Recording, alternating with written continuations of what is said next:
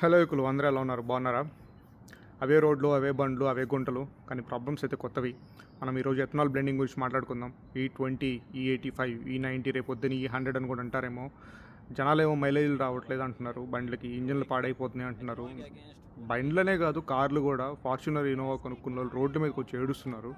కానీ గవర్నమెంట్ ఏమో మనము ఎన్వైర్న్మెంట్ని సేవ్ చేయొచ్చు, క్రూడ్ ఆయిల్ కన్సంప్షన్ తగ్గించవచ్చు అంటున్నారు. అలా అని పెట్రోల్ రేట్ అయితే తగ్గించట్లేదు. మనం మాట్లాడుకుందాం, ఎందుకు నిజంగా సేవ్ అవుతుందా?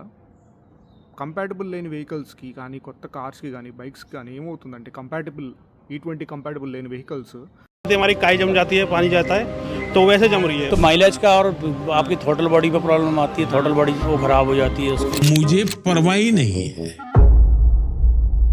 వాళ్ళ మైలేజ్ 6 to 10% తగ్గిపోతుంది. దానివల్ల ఏమైంది, నువ్వు 100 కిలోమీటర్లు వెళ్ళేవాడివి దానికన్నా తక్కువ వెళ్తావు, 6% or 10%, లైక్ 90 కిలోమీటర్లు వెళ్తావు. దానివల్ల ఏమవుద్ది, మళ్ళీ ఇంకోసారి పెట్రోల్ కొట్టిస్తావు.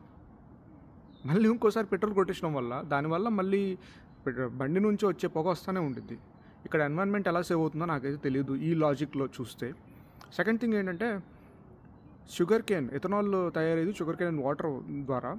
షుగర్ కేన్ పండాలంటే చాలా వాటర్ కావాలి. మన ఆంధ్ర తెలంగాణలో చూస్తే వాటర్ క్రైసిస్లో ఉన్నాం మనం ఇప్పటికే. పోలవరం అయితే అయ్యేయట్లేదు.